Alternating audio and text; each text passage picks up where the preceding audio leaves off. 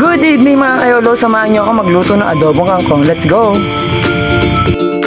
Siyempre, inuna ka munang pirituhin itong tokwa kasi isa to sa ating nagiging sangka para sa ating adobong kangkong. So yun guys, pagkatapos ko may pirito, nagsara na agad ako ng kawali mainit na mantika at sinala ko na rin ang ating bawang. Ayan, hanggang mag-until brown.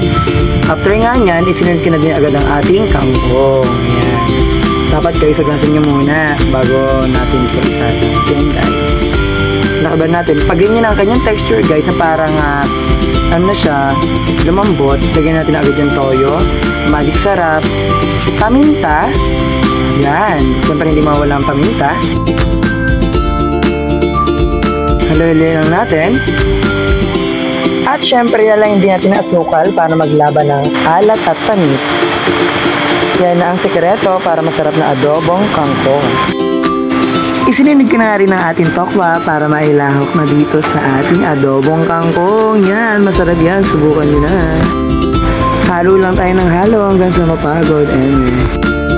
At yan, luto na ang ating adobong kangkong. Subukan nyo na. Tunay na masarap.